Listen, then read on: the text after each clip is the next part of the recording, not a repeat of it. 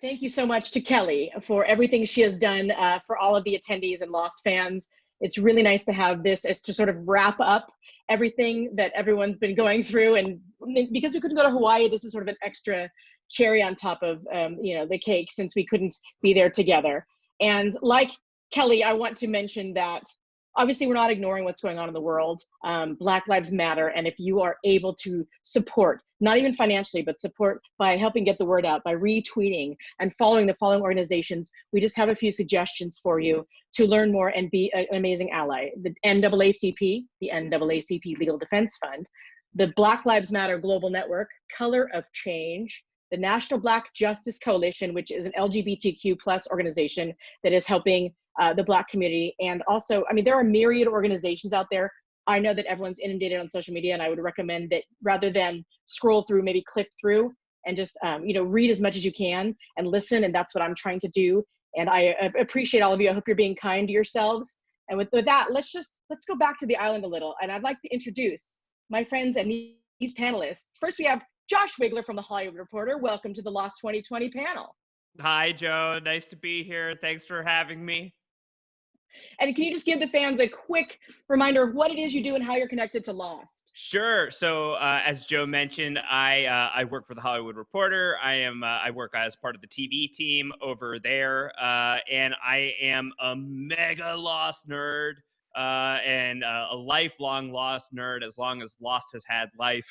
And I podcast about the show weekly over at Post Show Recaps. We have the Down the Hatch Rewatch podcast, where it's spoiler filled all the time, one episode per week. We are getting very close to the end of season 2 in our rewatch, and Jacob willing, knock on wood, we will all live to see the day that we get to the finale in 2021 is what we are on pace for right now. So if you're not listening to that podcast, if you're interested in it at all, postshowrecaps.com/downthehatch is where we do that one. Really, really fun time. Excellent. And also, Josh and I have a Westworld podcast if you're interested in deep diving into crazy theories about that crazy show. It's a wild one. It's a wild one. It's a wild one. And then, of course, we have Erica Olson of Long Live Locke. Erica, refresh everyone's memories of what an awesome person you are and what you're doing. Back in the day, with many others on this panel, wrote about the show, and my site was longlivelocke.com. So obviously I was a big Locke fan, and then went on to write a chapter in a book with you, Joe, the book Lost Thought. And then, have continued to just be engaged in the community and, have been to all of the Lost cons that Kelly has done. And I'm just so thrilled to be here and kind of reliving this great show. Excellent.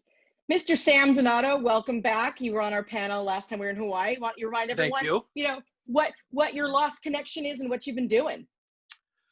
Haven't been doing a lot of much, but my Lost connection is just a hardcore Losty nerd for life. Got into the show in season 2 and changed my life for the better, as have these events. And I don't know, just one of the fans, going back in the day, I was always on Fuselage, the tail section. Lostpedia was my jam now. That was where I went. That forum was pretty much my go-to. But I mean, Dark UFO and, and all the great sites, Opinionated, Long the Block, everything, there's so many. But that Dark UFO was always a good place because that was kind of a hub for everything. Absolutely. And last but never least, at Hawaii, Ryan Ozawa, welcome back, original podcaster for Lost. Welcome back.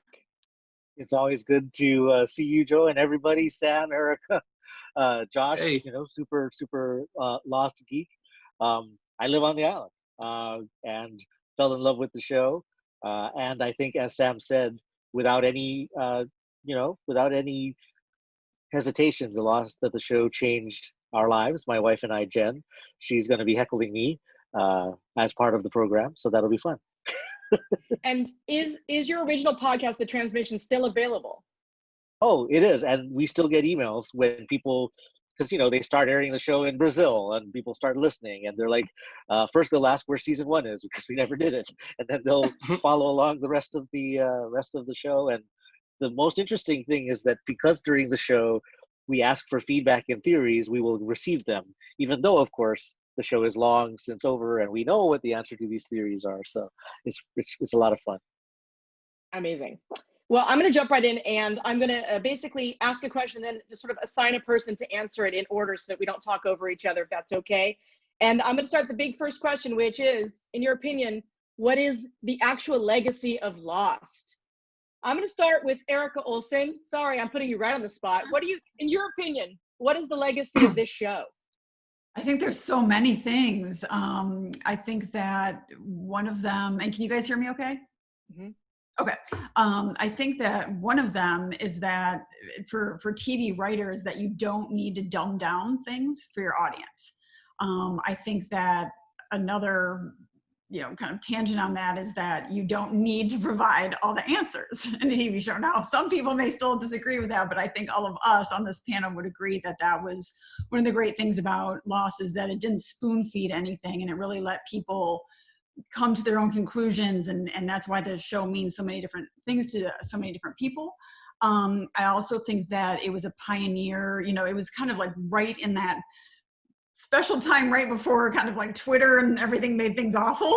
And I think there's a lot of things that the showrunners did to show, and really the whole team, not just the showrunners, to show how you can keep fans engaged. There was the whole artwork thing, there was the art, there was things local to each city. I thought that was amazing. And right or wrong, Lost was the first time I even was aware who showrunners were outside of the X-Files. Like I think that Damon and Carlton really kind of changed the game and how to engage with the audience with their podcasts and the TV specials. So I think that's what some of the legacy is. Great. Ryan Ozawa, in your opinion, what is the legacy of Lost? That's a complicated question. Many answers. I like everything Erica said. I think that it was lightning in a bottle. It came at a very specific time. I like how Erica said it was before Twitter made everything awful. I mean, I love Twitter, but it is a cesspool. It's a cesspool I love, but it's a cesspool. It was a experiment in transmedia storytelling, as she said. There were multiple pieces to it. It existed outside of the bounds of what you saw on your television. I like the transparency where you could hear them talking about what they were thinking about. Obviously, my interest is that for many people, it was at the dawn of podcasting. The only reason why I have any notability at all is because our podcast was part of that first launch when Apple first started allowing two things with their latest version of iTunes, which was TV shows and podcasts. Those both came out at the same time. People typed in Lost. They thought they were going to get Matthew Fox, and they got me. But, whatever. It's not bad. But the last thing I wanted to say about the legacy of Lost, as controversial as that ending might be, is I think the Game of Thrones experience really kind of made everything clear to me. We were watching Game of Thrones. We loved the show. We followed it closely. I would say that it's another show that many people believe shat the bed at the end. But people are still talking about Lost today. And I don't know anybody who's still talking about Game of Thrones. So I think that legacy, just the compelling storytelling, the international cast, not dumbing it down, serial storytelling on primetime television, many things. Huge impact for the show. And Sam, what about you for the legacy? To build off what was said before, I think one thing that was really kind of unique about the show was that how genre it was, but it was so mainstream, and that you had so many weird, interesting, unexplainable things, but you had people all across the world watching it, all different kinds of people. And you had, Emmy nominated seasons where, donkey wheels are moved, you end up in the desert, he's vomiting, nosebleeds from time travel, polar bears in the desert, and it was still grounded in character and written so well and intriguing that it was in that genre, or in that class of TV of Sopranos, The Wire, Breaking Bad. And it wasn't just this little niche genre show that, had a little cult following, and I would say it probably, since Twin Peaks, there was really nothing that it went past, Twin Peaks in terms of, its longevity and success, in terms of its initial run. But, yeah, and to build off with Game of Thrones, I think that with how big Game of Thrones was, not getting into the ending and that whole thing, but how big the show was. And that became kind of, the new global phenomenon. That would not have existed without Lost. Those show, the books were there and everything, but George R. R. Martin never wanted to do it. And he was a Lost fan. He famously shat on the ending, but whatever, George, maybe when you write an ending, but there's, I just, when I watched Game of Thrones, I was just thinking, this really shows how Lost has influenced this long, detailed mythology and this huge sprawling cast where, you have a story over here, a story over here. And really, I think sometimes it doesn't get enough credit for that. And I think, like what Ryan said earlier, and that's, to me, because I absolutely love the ending of Lost, and Game of Thrones was one of my favorite shows, and pretty just upset with how they rushed that off, and just that's a whole different animal and different monster. But I don't know, Lost just it has a complicated legacy with the misunderstanding of the ending, which is so unfortunate.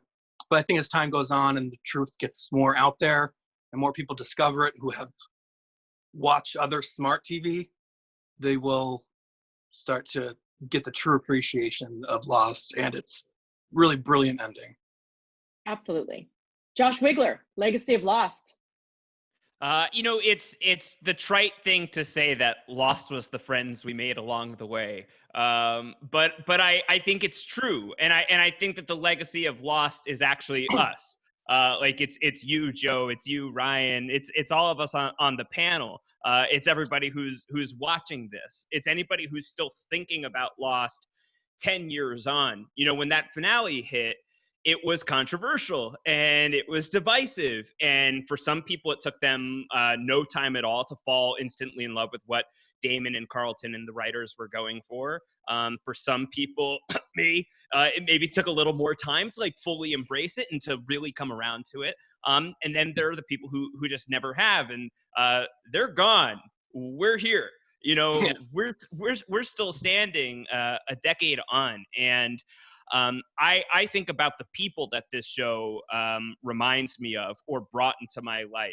I think about the opportunities that it brought me in terms of getting to share a story that means so much to me with friends who had never seen it before, and getting to talk to them about their first trips through Lost. I think about sitting in the most comfortable chair in my house, listening to the Michael Giacchino record of the Lost concert that Mondo put out, and just like immediately being transported back to this place. So when I say Lost is us and that's the legacy, I don't just mean the fans. I don't just mean us on this panel. I don't mean just all of us who wanted to be in Hawaii for Lost 2020, but I include the creative community in that, the creators of the show, just anybody who has been a participant in making Lost. And I think it's a loop. It's much like the time travel and how that works on the island.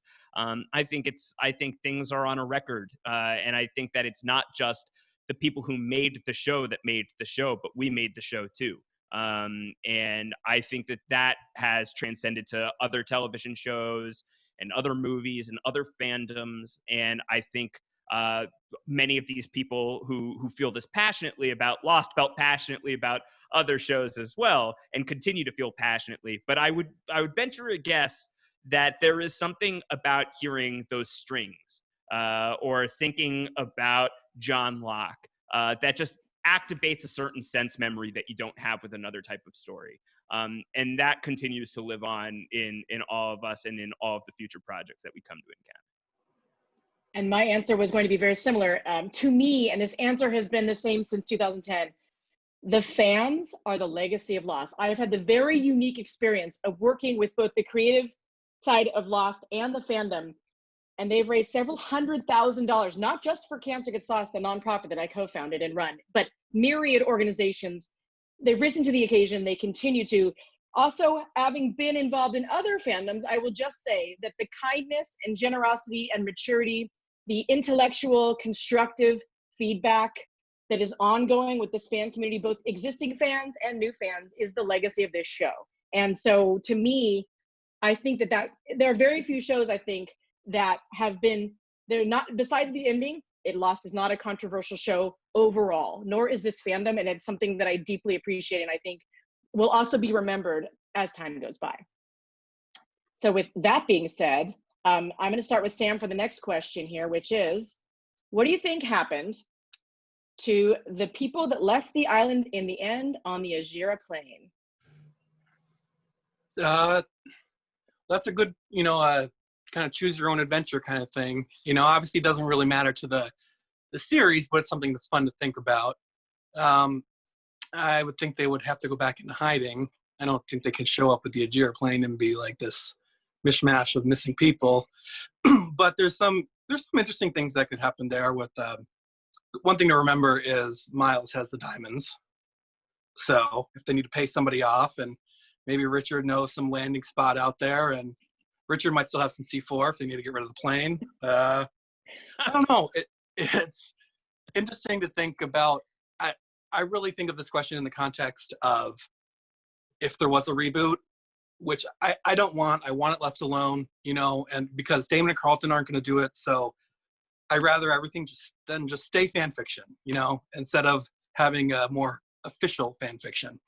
But something will happen, and I think, okay, how would they get characters back to the island? I don't know. I mean, there's still some players out there, and there's still more through like the ARG, but win more team or whatever. But I think, I don't know. It's something I don't hope I ever get the answer to, but it's fun to think about. Okay. Ryan Ozawa, do you have any thoughts about what might happen to those people after they left the island? It's fun to have the conversations of how you would work these characters together. Jen writes in her head the story of the children of the lost characters and how they move on. That's how she sees the potential reboot. Certainly, I think the escapees on the plane are another opening for that. I would hope that there's going to be, if there's a reboot, I'm not against it. I think Battlestar Galactica, I think there are other ways to approach an existing property, as they call it now, and still find good opportunities for storytelling. But I would think that I would not want to pick up right where it left off. I don't want to pick up where the plane lands. I want to pick up 5 years later, but I agree that it's more an exercise for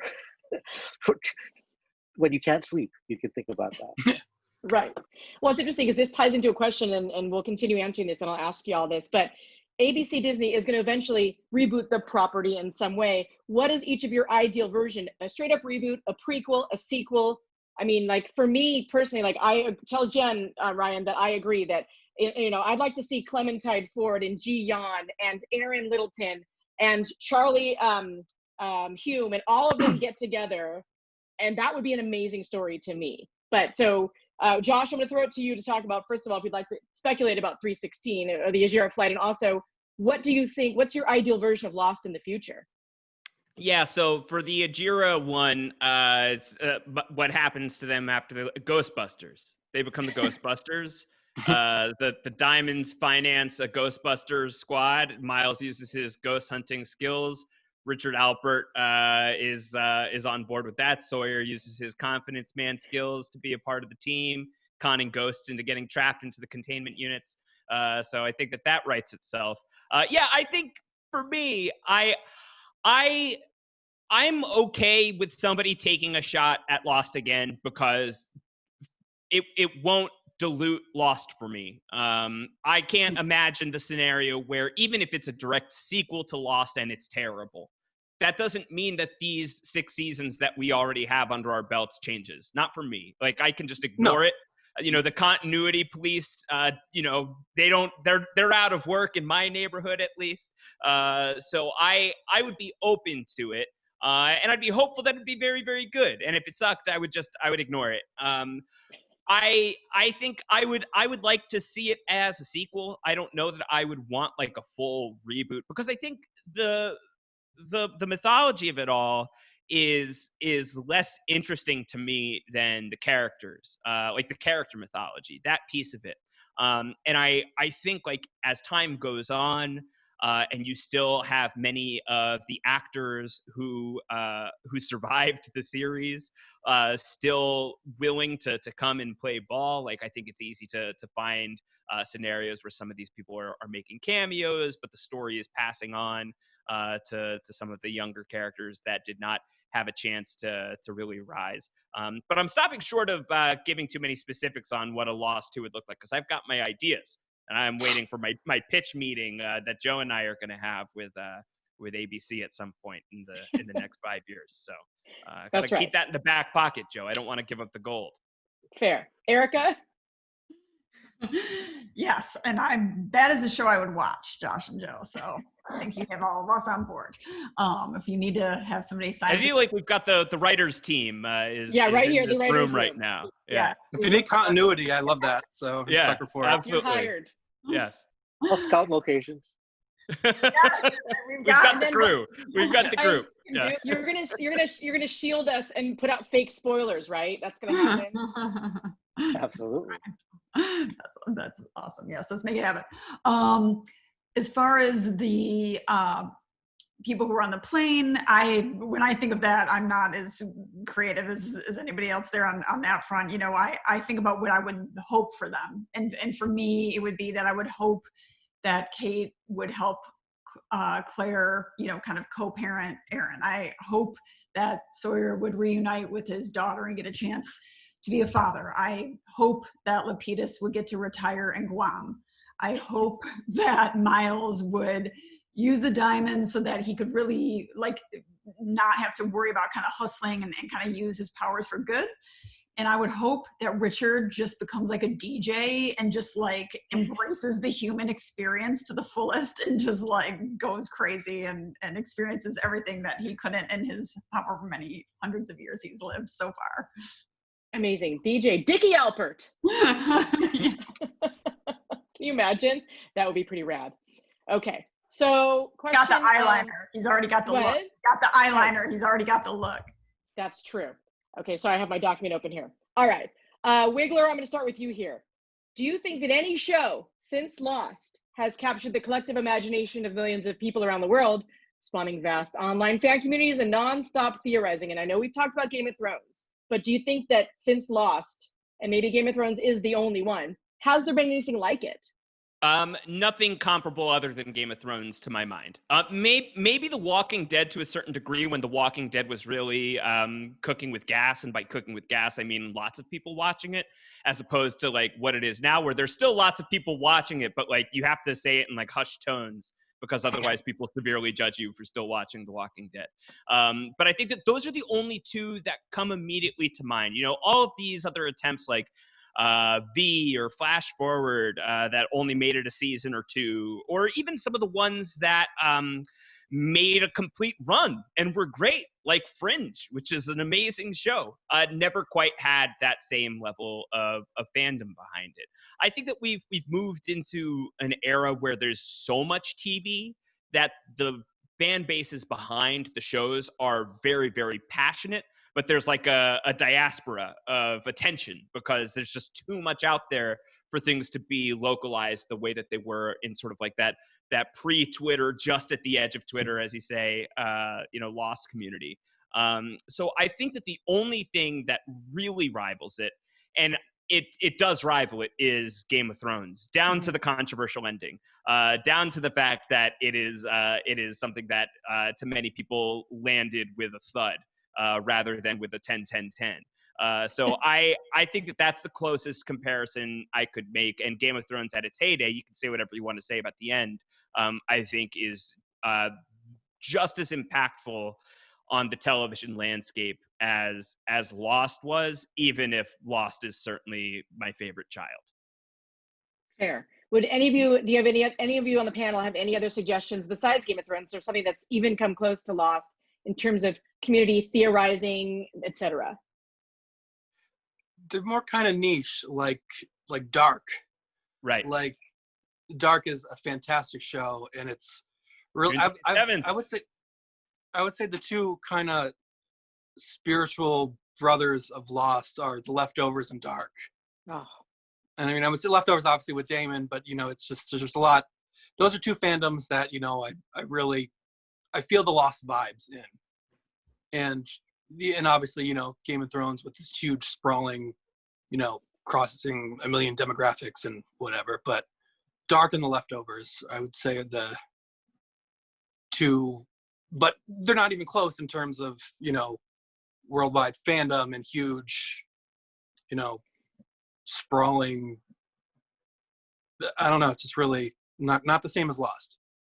I would say that what those two niche fandoms are similar, though, is the constructive analysis of it. There aren't a lot of people on social media yelling at either creative people or other fans about it. I feel like there's some really, really strong conversations happening around those two shows. So those are excellent examples. Smart viewers, I would say, people who want to delve into it and don't want to be spoon-fed. And right. I would throw Mr. I like how Robot you in the said mix for that. I think that was Mr. Robot took it. that was a show where there's a lot of like Reddit activity and message board activity and tons of theorizing and picking apart clues. And I think also a remarkably respectful discourse around it, especially because it was dealing with very, very, very delicate subject matter, like politically charged, but also like really deeply about mental health and like childhood traumas and all kinds of abuse. And on top of that, just like massive amounts of puzzling to do. So I think like the tone of the discourse and the type of discourse around Mr. Robot, I would say, Sam, that's similar to me to The Leftovers. Yeah, I can see that. Yeah. I would agree. I wanted to say Mr. Robot, especially because of their love of the Easter eggs and of the puzzle box, and of course because of its cultural relevance. I mean, we look at the world we're living in today, and suddenly the world that show is depicting isn't that far away. I wouldn't put Game of Thrones in the box because it's an adaptation, really, of an existing and ongoing work. Yeah. Westworld, we watched it. It had I think this third season was better than the second, but it's hard to judge something that's not quite done yet. I think that Fringe was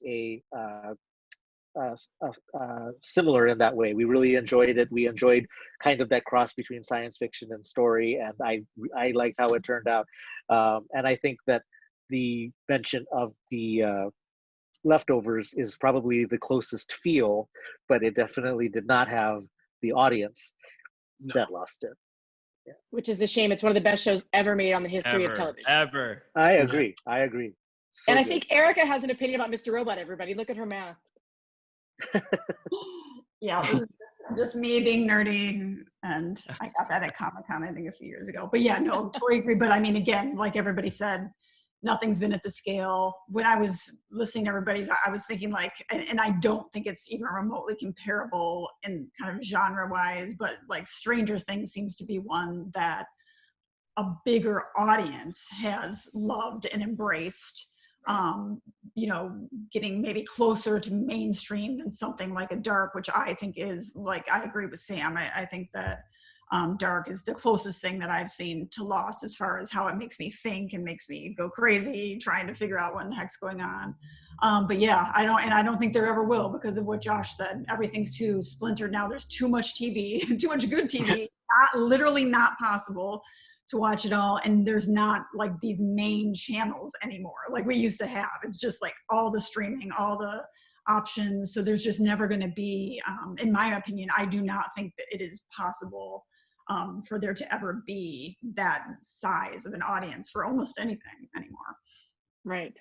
Okay, in a similar vein, I'll start with Ryan. If the Lost pilot was created in 2020, or let's forget this year because this year is a wash for everything. If the Lost pilot was created in 2021, how successful do you think the show would be? I think that it would just be put in the box of golden age of TV, serial television. Like it would be like, oh, ho-hum, another great show, add it to the list. I mean, now I'm sitting here thinking, I guess I got to check out this Dark show. I think that it was like someone said, it's lightning in a bottle. It can't be recreated. The audience is not as concentrated as it was. I mean, of course, you go back far enough and there were only 3 networks, so television audiences were enormous back then. I think there's just too much good stuff. I did want to ask or mention, though, as we're trying to find these spiritual siblings and whatever to Lost, I think Jen and I have this problem, which is we see Lost in every show, and I'm not talking about like Manifest or anything like that. I mean, like The Good Place. We're watching The Good Place, not at all anywhere near tonally anything related to Lost, but we still think we get Lost vibes out of it. It's like we feel like we can pick up that DNA in any show. That's fair. And the showrunner of The Good Place literally said to Damon Lindelof, I'm going to make a show as if Lost was funny. And that's his premise for The Good Place. Oh, that So you're makes not sense. far off. Didn't know that. Yeah. Josh Wigler, if Lost was created today, and the budget was $22 million in 2004, but you had a 2021 budget. How successful would this show be? Oh man. Well, I think that is such a testament to why Lost is and remains like this monolith in pop culture. It's because like you can't even think about the 2021 television landscape if Lost wasn't already there. You know, like none of this is possible without Lost. Like I think like you say the golden age of TV starts with The Sopranos. You know, and like that's sort of like the dawn of like being able to take television seriously as like a weekly space for like art house level filmmaking and like really digging deep into character in this really intense way.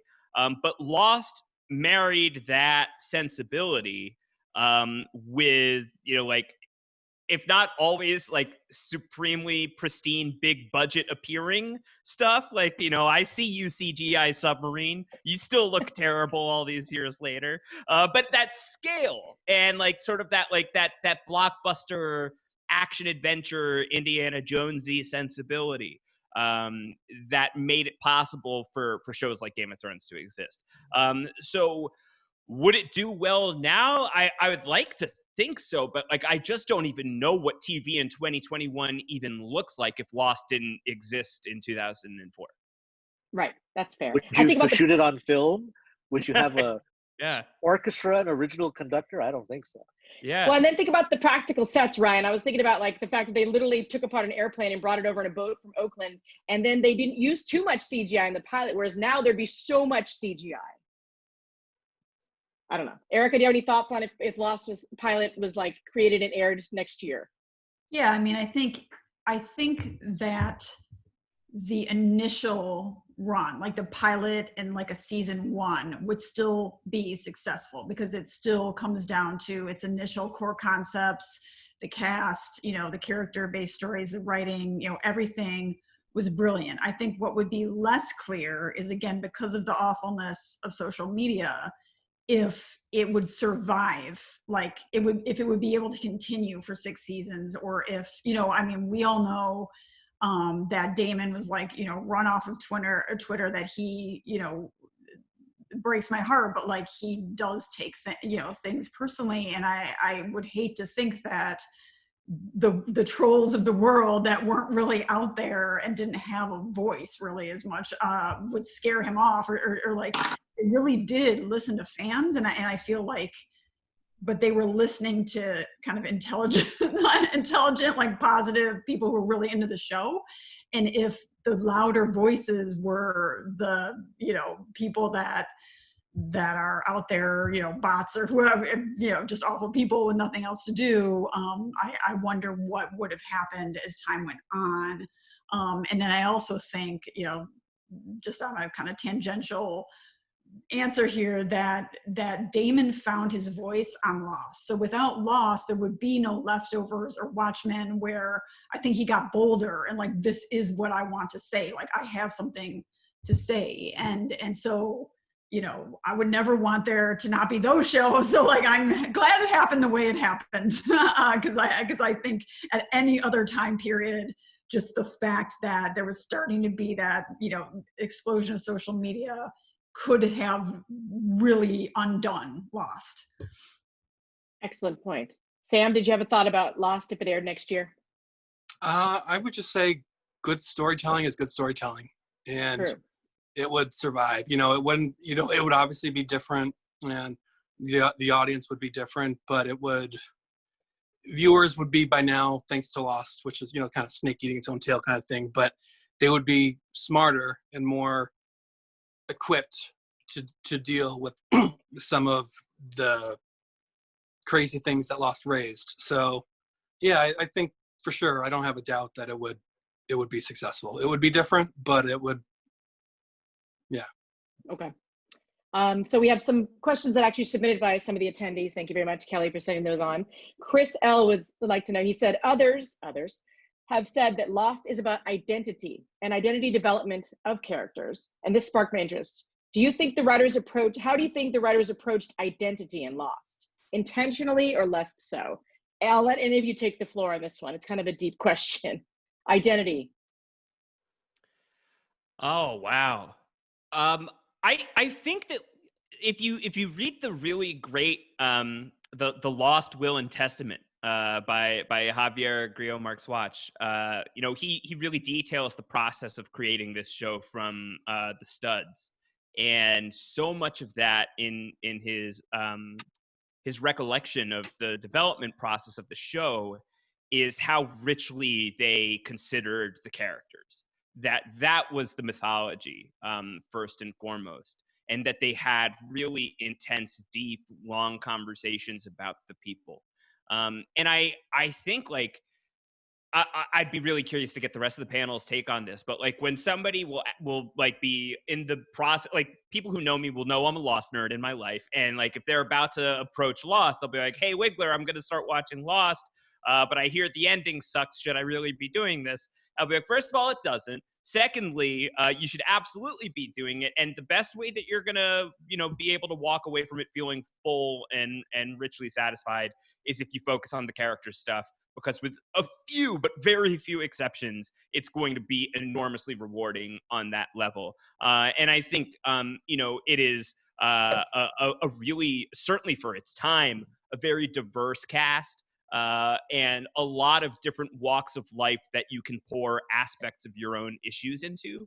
And I think that the writers of season 1 especially did such a masterful job of carving out these identities for these people, that when you go back and you watch season 1, it is just such a stone cold classic season of television, because these people are so distinct and so distinguishable from one another. Yeah, a lot of word soup, but I think that they figured out the identity thing. I think that was one of the big secret ingredients that they cracked really early on. I think Anyone else? I think it was accidental and intentional. I like that, they had readings with several actors that weren't in the show, but they liked the actors so much they said, this person's going in the show. We'll just figure it out because this person is too compelling to not be in the show. You have Jack Shephard, who wasn't supposed to survive the first episode.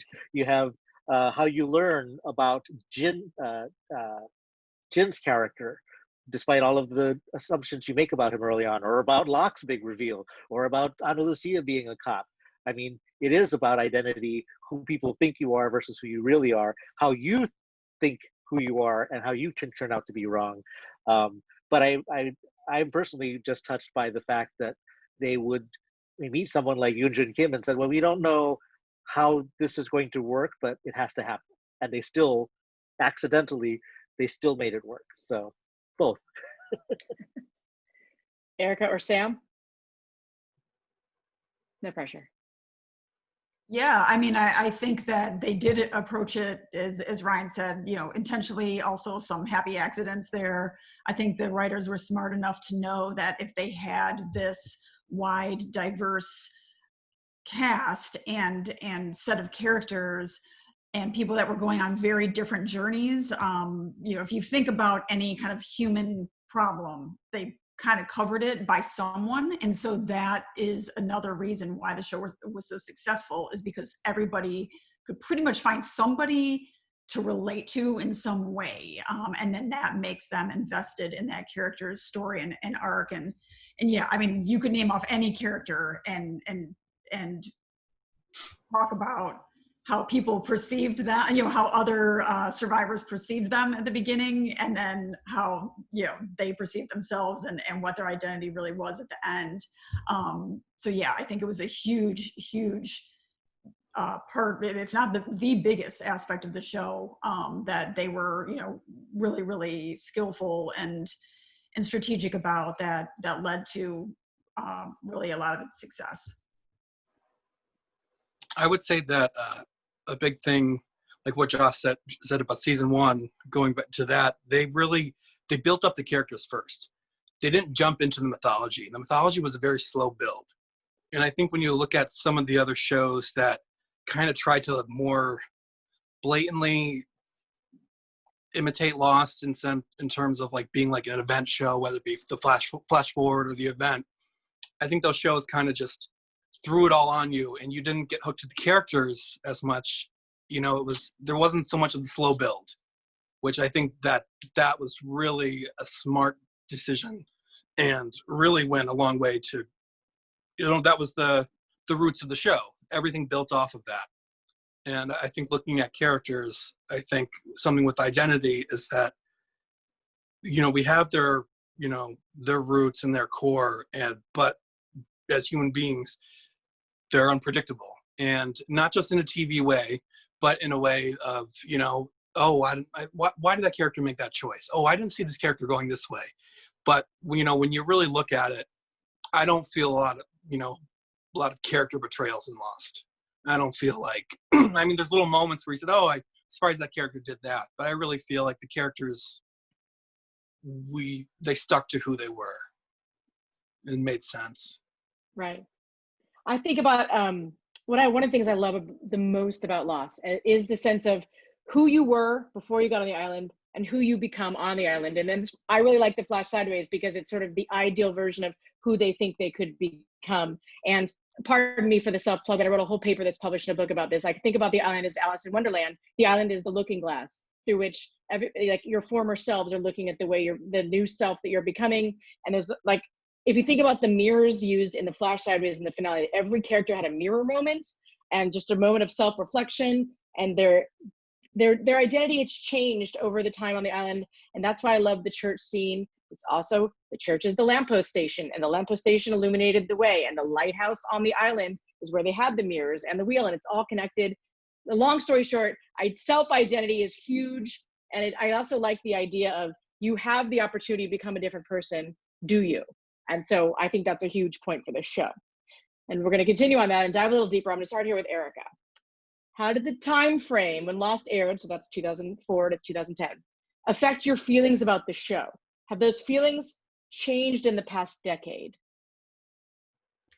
Yeah, so this is something I wanted to discuss. So I'm going to forewarn you all, this is going to be my longest answer of the night. It was very personal, so I hope you'll stay with me. But and I am going to get back to Lost, but I'm going to start with something that happened a few months ago. So anytime I watch a TV show that I like, when kind of the season finale hits, you know, I'm kind of like, oh, you know, I'm going to miss it for however many months. But I noticed in April and May, I was getting like strangely down when shows like Lego Masters ended, or Survivor, or Westworld.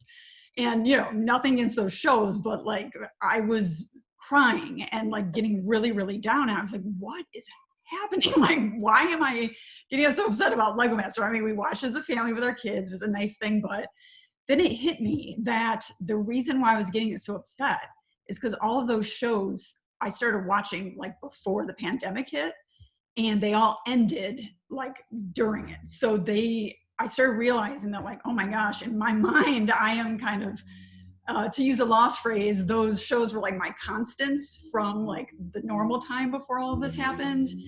And they were like the last strings being cut of normalcy. And it made me start thinking, you know, what else might be like that. And I realized when we were all watching the finale together, those of us from the Lost 2020 group that were watching it 10 years exactly from the night it aired, that was actually the first time I rewatched it. And that shocks people, because I spent 14 hours per episode writing up the analysis, but I have never rewatched Lost.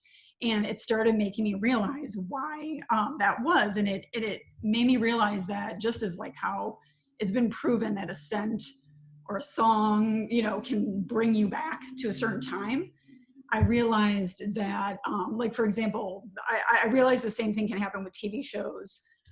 when my son was born and we were doing like the midnight feedings and, not getting any sleep, I binged Breaking Bad during that time, which I know is very weird to associate like meth dealing with your newborn baby, but I loved that show. And I will always like associate it with my son, like with that joyous time of like having this newborn and like these special nights where I'm just holding this little baby and like watching, Walt and Jesse. But I realized that there were some really dark times in my life during when Lost was on. And so, I think that it's nothing about like how I feel about the show, but it's associating those times. So first off, for those who, there's 3 things I'll say, and the good news is all of them have happy endings. But during the time Lost was airing, and those of you who did read my blog know about the first one. So my brother, who was 27 at the time, healthy young guy, out of the blue, starts coughing crazy, goes into the ER, gets diagnosed with stage 4 lymphoma. This was during season 1 of Lost. So that was going on. He was going through all his cancer treatments.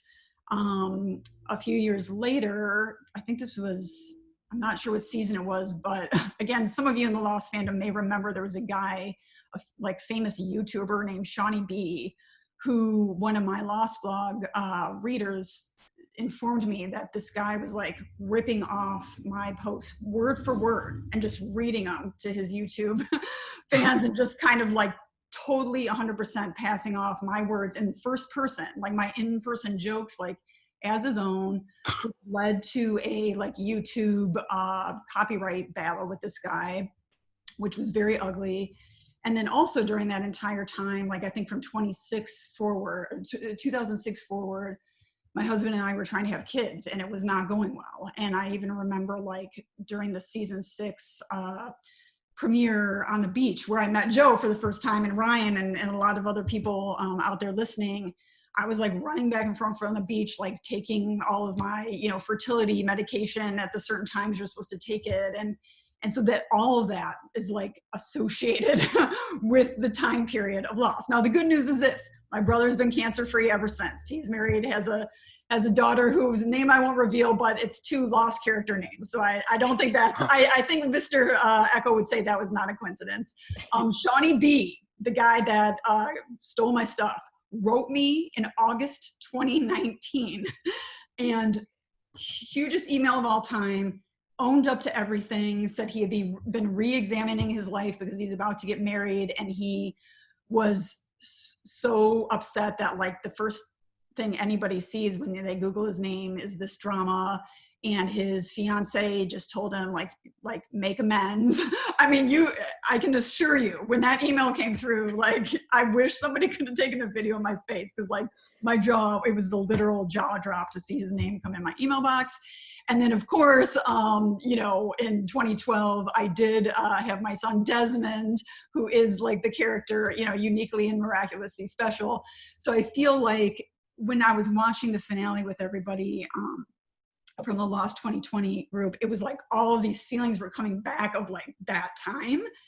But I think I like kind of got over it in a way, and I want to thank Kelly and everybody on this room, because I feel like now, despite the pandemic raging around us and the world like essentially being a garbage fire, I do think that this is a much happier period in my life, and everything is going well. And so now I do intend to rewatch it and kind of reset the connections to this period of time. So, I just felt that was like a really interesting thing that I kind of realized about the show. And now I will shut up and let other people share what they might have connections about. Thanks for sharing absolutely. that. Amazing, Yeah, Erica. absolutely. Thank you. Yeah, very much so. Thank you. Wow, Sammy B. Good on Sammy B for reaching out to you. I know, it was crazy. That's incredible. It was totally crazy. Ryan Ozawa, when it aired 2004 to 2010, your feelings about the show then, have they changed now?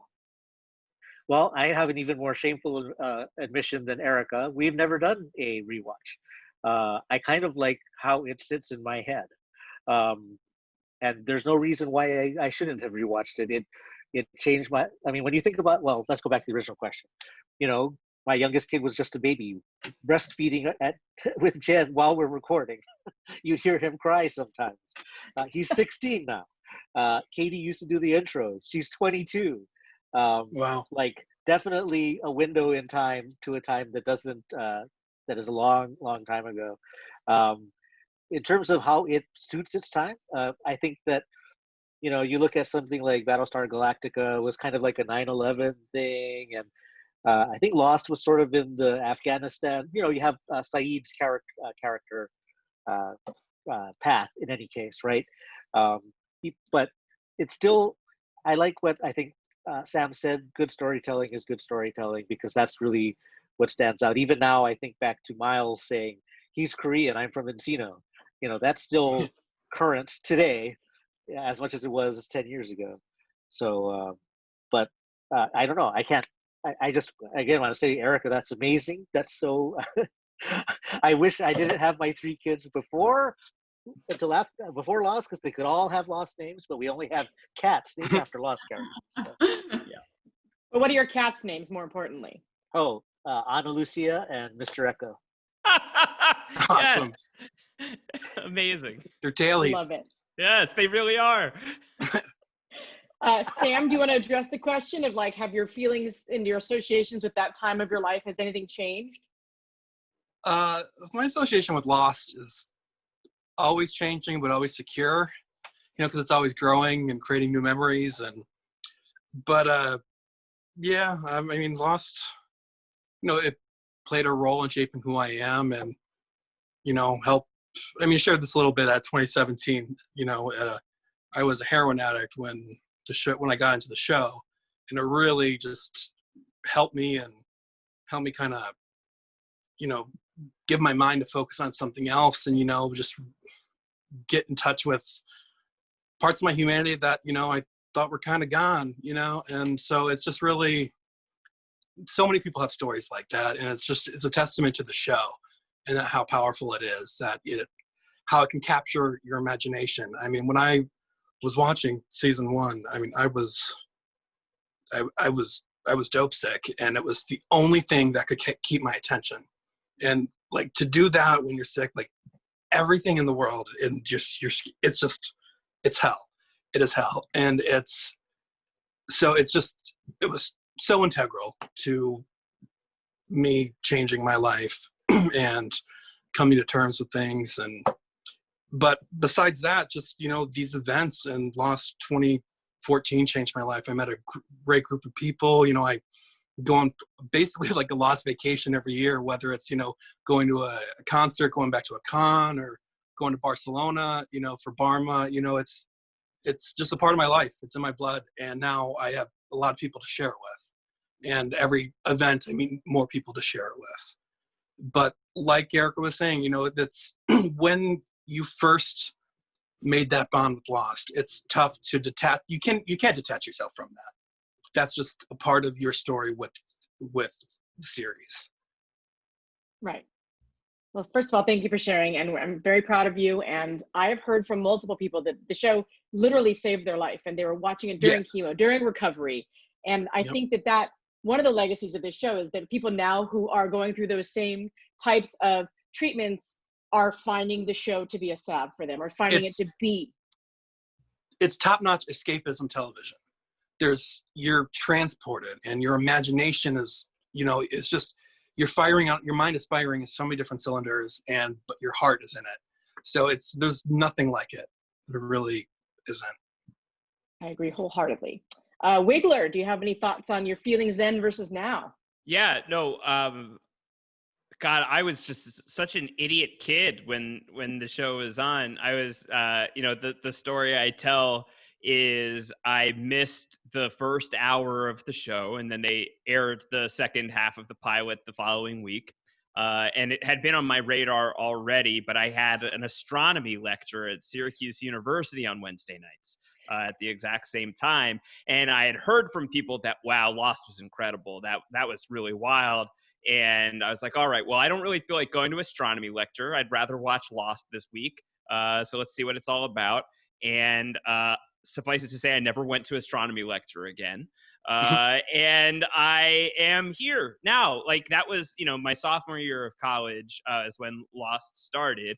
It was a defining aspect of the friendships that I made in school, who are some of, my closest friends today, and people who were like part of like our living room community of watching the show have gone on to have kids together. Like it's crazy, and it ended pretty much as my career was starting. And the final season, one of my first ever in-person interview opportunities was interviewing Michael Emerson for like to like set up the final episode of the show.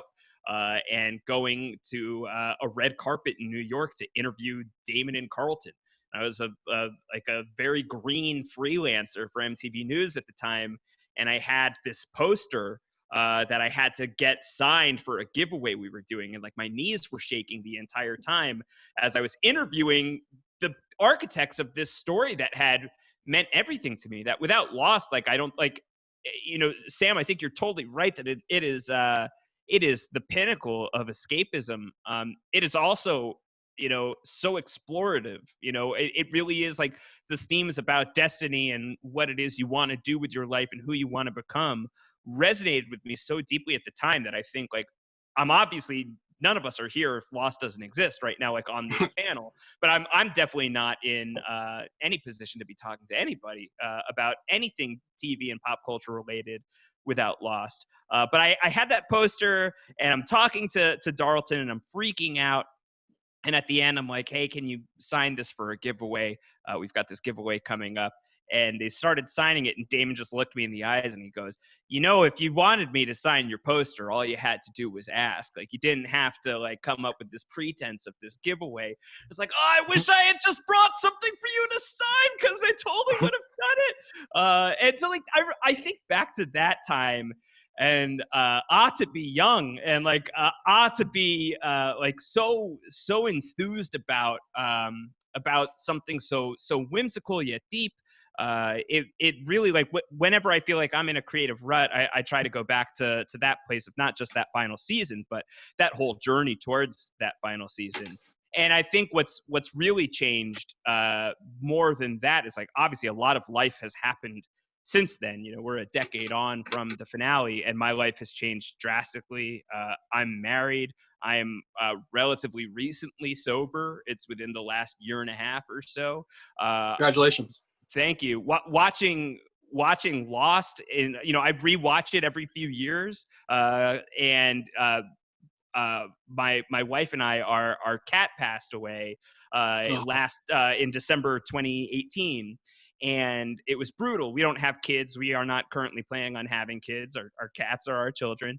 And it was just a rough loss. And I threw myself into Lost, and like the combination of being at that time like 2 months sober, my cat just died, and like I was at a point where I was feeling pretty low in my career too, and just struggling with identity in a lot of ways, and just trying to hold my shit together. And going back to Lost was the constant. It was this grounding force. So it's a real engine behind, like, since then. Now we're doing Mike Bloom and I do this podcast every week where we're talking about the show weekly. And Lost, as I say there often, it meets you where you are. If you were having if your life was lighter when it was on and it's darker now, it's going to hit you differently, I think. If your life was darker then and it's lighter now, I think it's going to hit you differently. I think that one of the things, like, short of some of the fashion choices and some of like the technology things, like the beepers or the flip phones or whatever, like Lost still feels like kind of contemporary, I think, when you go back and you watch it. But because of that, I think it helps the themes to be much like the narrative itself, just like kind of transcending space and time. So I find like I'm a very different person now than who I was when I was watching the show to begin with.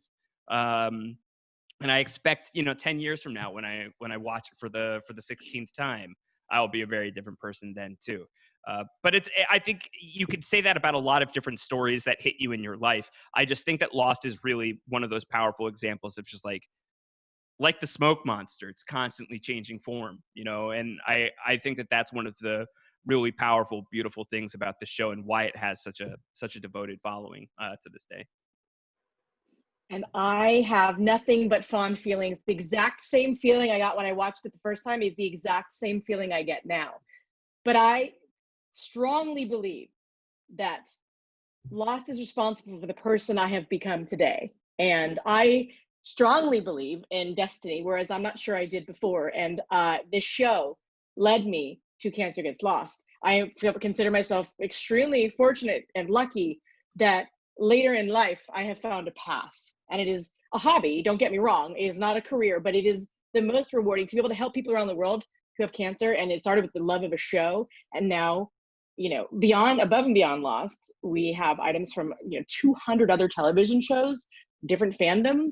I feel like it is my destiny, and this is what I was meant to do. This is my island, and I just feel blessed to do it. And I forgot to send Kelly I have a Cancer Gets Lost tattoo on my arm, so I forgot to enter the contest, Kelly. Amazing.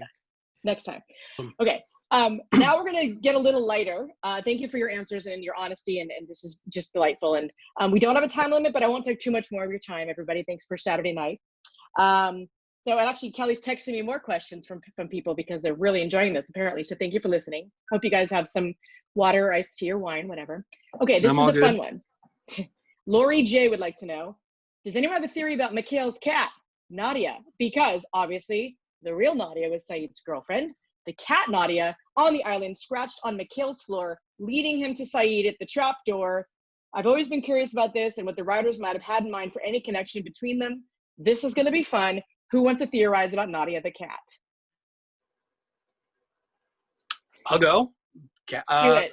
I'll say, I think sometimes the wildlife on the island is in tune with what has to happen, almost like they're the hands of the writers in the way, but I mean, you have this big source of energy emitting from the island that's kind of manipulating things and doing different things. I mean, sometimes a cat's just a cat, and cats are the best, but if you want to look into it a little more, you could say it's doing what it had to do to get the path going.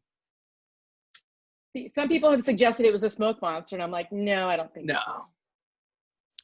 Yeah, I think that Nadia the cat wasn't a cat at all. I think Nadia the cat was a Flurkin, one of the most powerful aliens in the galaxy. It's a Captain Marvel reference. That's all I've got. Here's a theory. That went over my head. Captain Marvel, yeah. No. Here's a theory. I mean, if they had a zoology station and they had Hydra Island and the Dharma Initiative, it seemed like that was the only cat on the island. Did the Dharma Initiative bring the cat, and did the cat have special powers? I'm just wondering. I mean, just saying. A cat blasted with electromagnetism. That sounds awesome. Yeah. Beware of that cat. Yeah. Oh, okay. Wait, we have some more questions coming in here. Okay. Bill K has a fun question. Do you see yourself on a Lost panel 10 years from now? I think I can speak for all of us when I say, hell yeah. Why not? Yeah, I was just saying, when we're all checking in and how our lives have changed, that'd be pretty impressive to see where we all are in 10 years. Lost 2030, everybody. Yes. Well, we'll be in San Diego at Comic-Con in Hall H, repping Lost 2, as we're all taking a victory lap for getting close to season 6 of that show in 2030. That is what they should call it. Lost 2. Yeah, Lost 2. Just like why with the bullshit? You just call it Lost 2. Lost 2 I'm found. Yeah. Yeah. Okay, so Karen M would like to know, what past shows do you think made Lost possible? What influenced the creation of Lost in a way and sort of paved the way for it? And we'll start with Ryan, since you're on screen. Oh, am I? Oh, sorry. You are. No, I mean, I was just answering the question. This is the same question as in chat. And this is actually more of my wife's answer too. She was a huge Twin Peaks fan. And I think that she felt that vibe immediately. And I was very heartened to see interviews with Damon and such that basically he not only credits Twin Peaks with Lost, but even more so with The Leftovers. So I would start there. Yeah, and I had answered as well in the chat that I feel like the X-Files had to have been some influence. I feel like the fandom of the X-Files was the first one that I was familiar with that, really got engaged. Like I said, I knew who the showrunner was, Chris Carter. I knew who, some of the writers were. And that just wasn't, and there was cons. I went to 2 different X-Files conventions. So, this was something that like, I know that those things existed for certain other shows like Star Trek and Battlestar and whatever, but for whatever reason, I was never into those shows, but X-Files I was, and I saw a lot of parallels between that and Lost, and the Lost fandom in particular when it came on, but also how there could kind of be certain episodes that would focus on maybe just like a certain thing, but then there was still these all overarching mythology going on. So I think, I saw those parallels. Wiggler, did Survivor have anything to do with Lost? Probably. I mean, I think that they often say, right, that it was like Survivor meets Gilligan's Island. I feel like there is something that is lost in that equation that does not quite get you to Lost, but certainly those are ingredients. I think probably an underrated show in terms of without this show, Lost as we know it doesn't exist, is Nash Bridges. Because it's the Carlton Cuse show where he met Damon Lindelof, where Damon Lindelof was a writer for Carlton on Nash Bridges. And I haven't watched Nash Bridges. I don't know what's going on there, so I can't tell you if thematically they are linked. I know they've got a Cheech Marin in common. But I think obviously that connection, that doesn't get you straight to the creation of Lost. But I think that Lost certainly finds some stability in that once Carlton Cuse comes aboard and is able to help ease the burden on Damon as showrunner. So yeah, all praise Nash Bridges for existing so that we could be here today. I think they also said The Prisoner was an influence on the show. Yeah. Which not many people have seen, and I think it was only 1 season, right, Sam? Yeah, it was like a miniseries. It was like, that's kind of how I view it. It's been a long time because they always talked. Damon always mentioned that, so it was always something I wanted to check out. So I mean, my mind with this question just always goes right to Twin Peaks because there's so much similarities with both being this crazy show, but it's on network television, and both have this diehard fan base. And I guess you also have to shout out Alias in terms of J.J. Abrams and just where that, how that led in. And, as mentioned earlier, I mean, there is no Lost without Survivor. And that's just a fact. So, I mean, that's how the show was pitched. So it's crazy to think of this kind of, I've never seen an episode of Survivor, but just like by existing, I've seen an episode of Survivor, but it's just crazy to think that this reality show, 20 years ago or whatever, led into this masterpiece of American fiction. True, it is fun to think about. Okay, I have another deep dive theory. This one is from Albert F. And bear with me, it's a nice long paragraph. It's about the numbers. Jorge Garcia said his go-to number was always 8. That's also the number that was written in the cave next to his name, candidate. I believe some things are too much of a coincidence to just be a coincidence. And I believe that Lost is heavily tied to explaining the universe that we live in. And the universe is communicating with us and leading us to our destiny. There's even a mathematical equation called the master equation of the universe that attempts to explain through numbers and mathematical models, essentially a grand theory of almost everything. After having watched Lost many times and thinking deeply about it, I feel like we are the universe experiencing itself. Numbers are our guides. Everyone has their own path, their own purpose, their own destiny. Science and faith do not oppose each other, but function as one. 2 sides of the same coin. Do you think that Lost was trying to explain all of this, that the number coincidences are too much of a coincidence to be just that? Do you think there's a deeper meaning behind it all? Anyone can start. That's a really good interpretation. Yeah. Like I don't have a ton to add to that off the top of my head, other than I think obviously like a huge piece of the show is science versus faith and the culmination of understanding that it shouldn't be a war, it should be an alliance.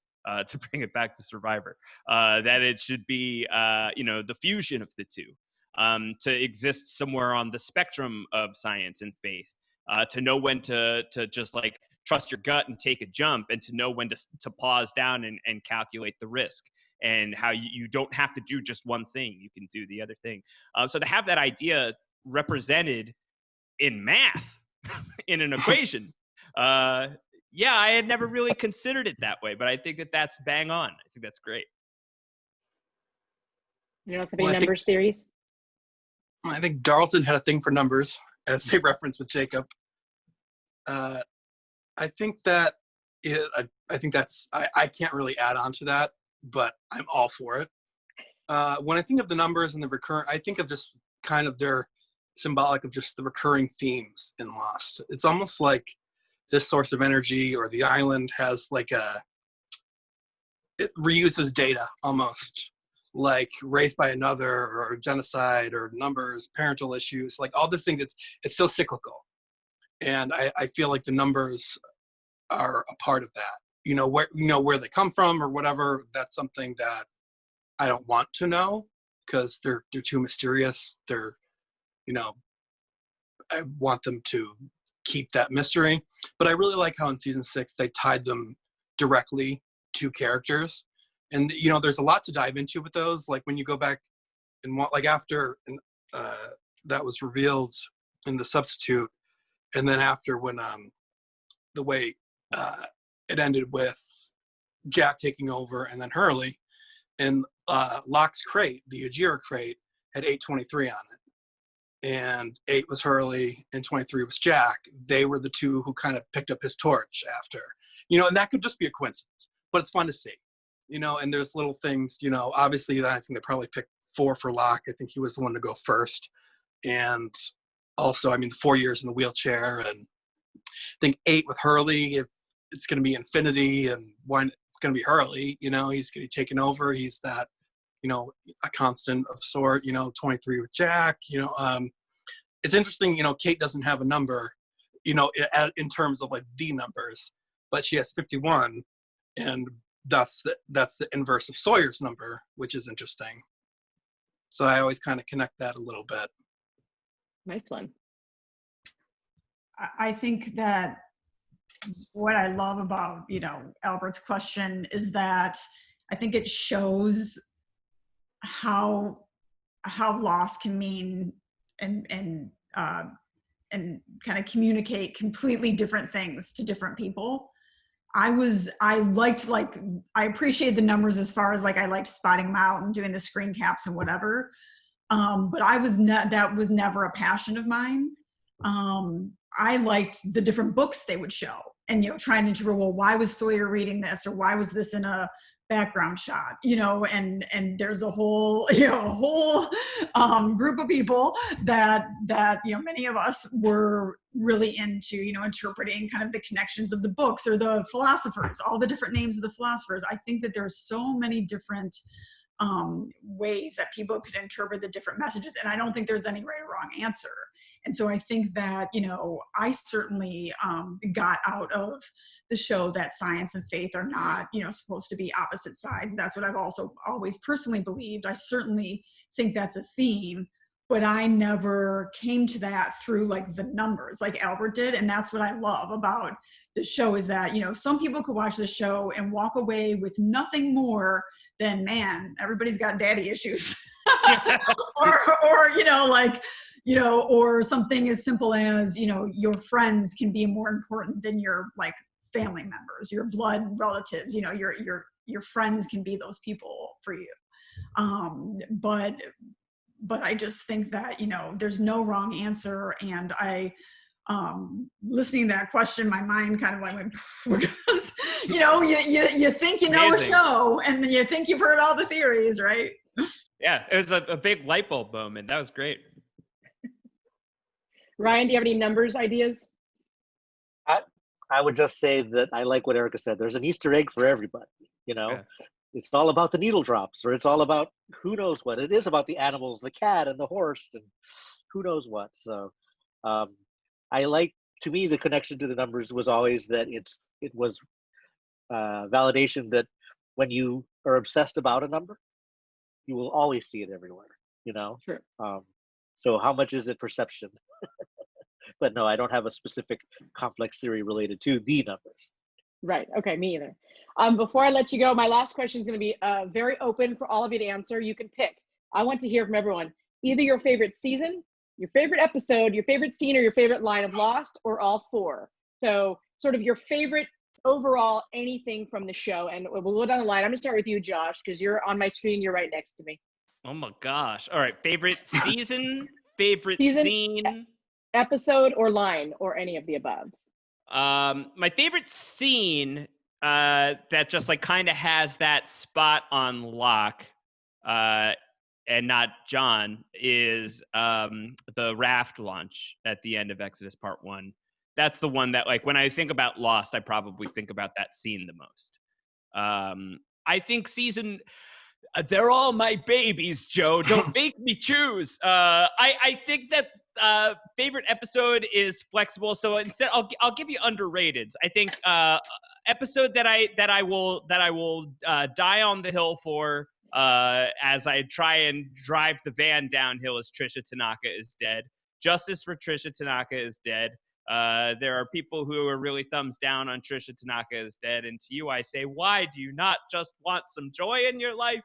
That is joy in a bottle. So I love Trisha Tanaka is dead, and that is a top 10 episode of Lost for me every day of the week. And then I think season 5, like I think it's like it's easy to dump on the final season, and I think like you're cool flexing.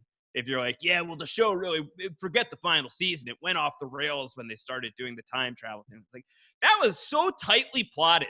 The time travel stuff is so brilliantly woven, really, really excellently done. And that season just has so many, I think pound for pound has the most hits in terms of like the best percentage of quality. I think like every episode that season is at the worst like a B+. And like I think like in season 1, which is Stone Cold Classic, like there are some clunkers in there. I think some clunkers in 2 and 3, even in 4, I think, and that's a lot of that has to do with like writer strike stuff.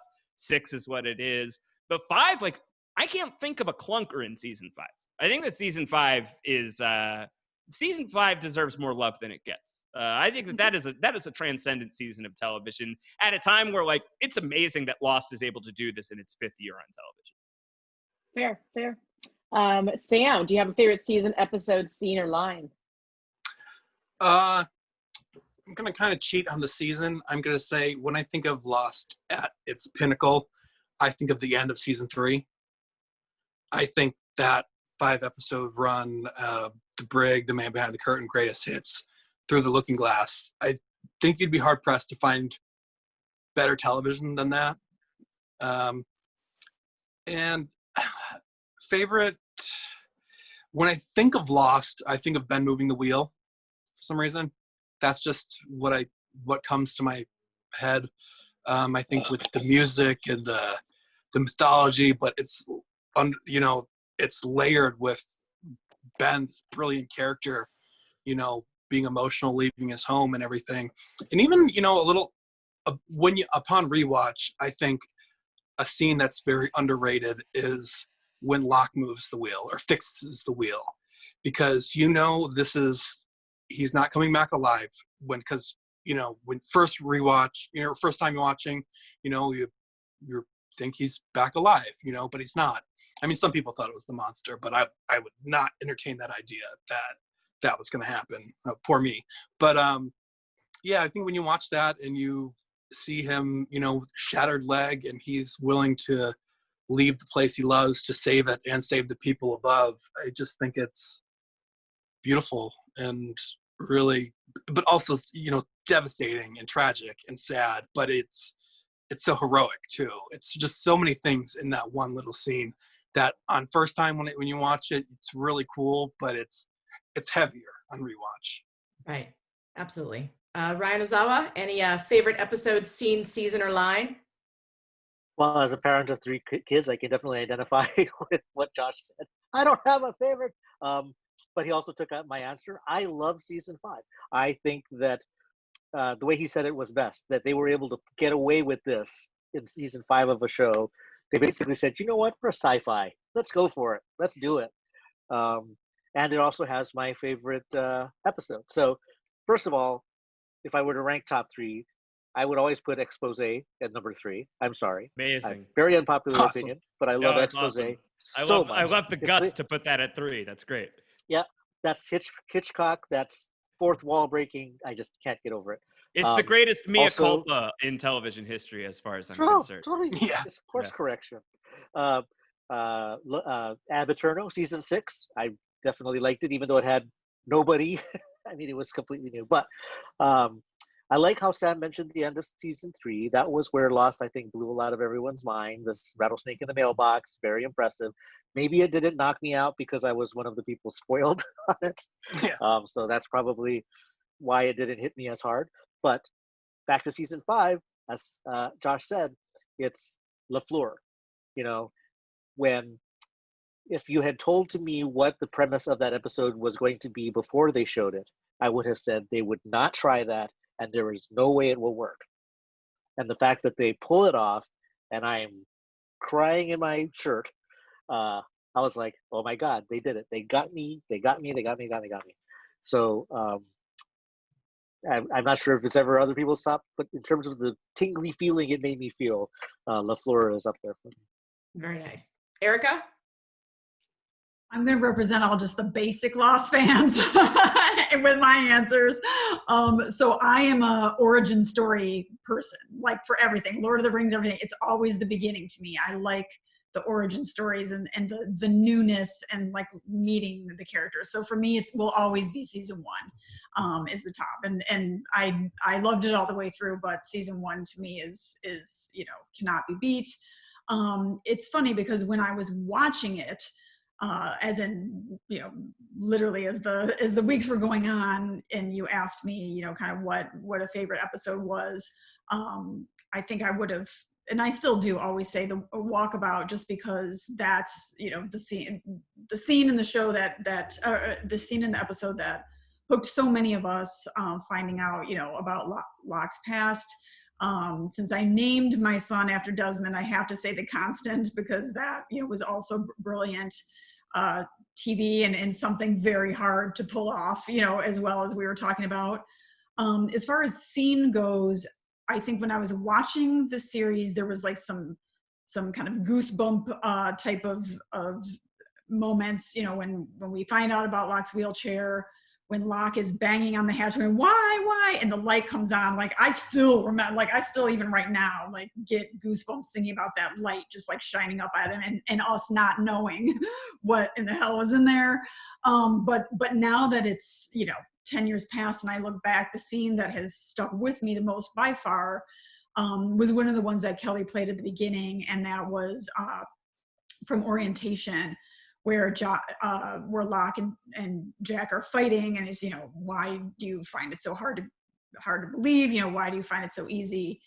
And him saying it's never been easy. I feel like, Locke was always my favorite character. That's what I named my site after, but I've always identified most with Jack. I'm type A. I try to fix everybody, everything. And I feel like those are almost my two like sides of my personality fighting.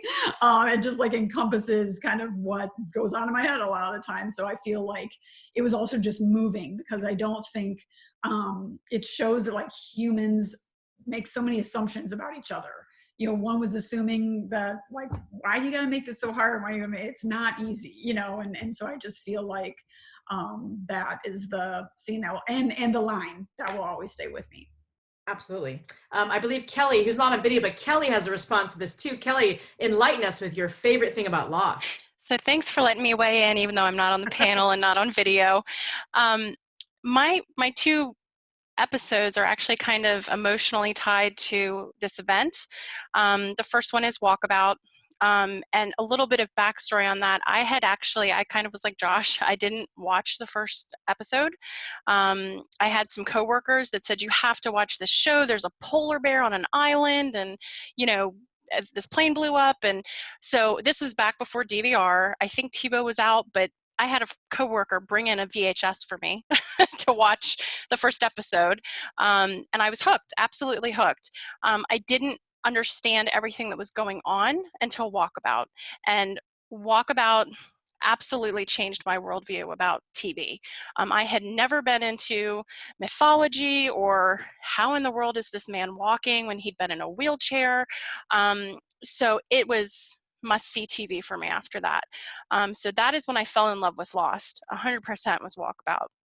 The finale, I love, and it's the one probably that I watch more than any episode. I will go back and watch the last 10 minutes just because I like torturing myself and crying.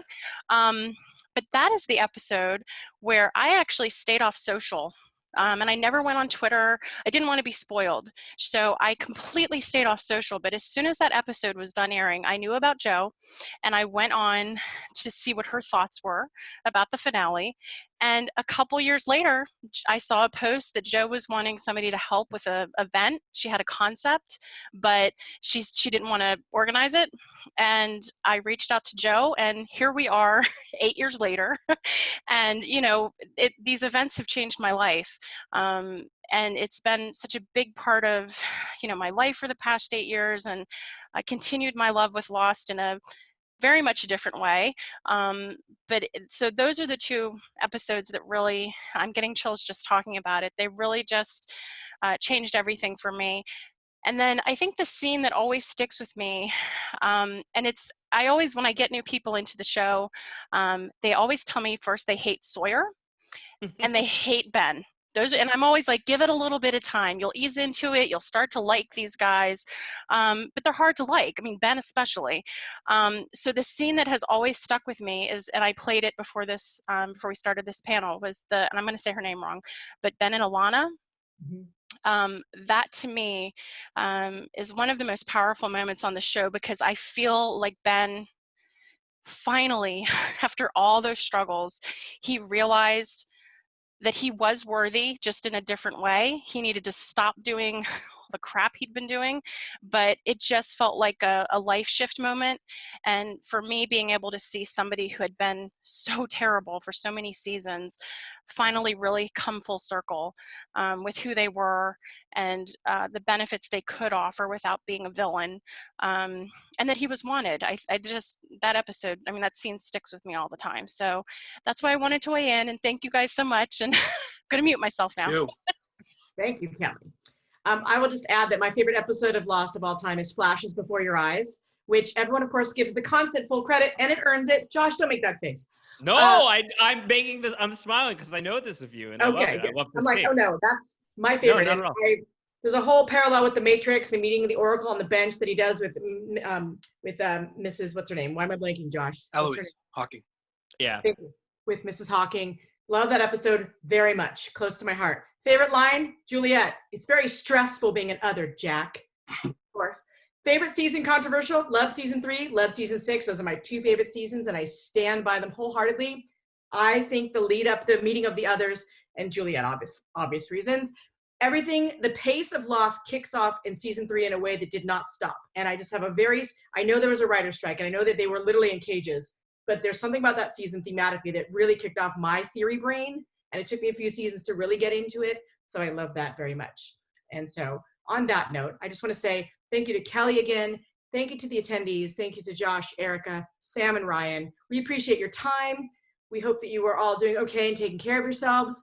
Lost means the world to every single person on this panel, every single person attending this event or a future event or a past Lost event. And I would say hold on to that.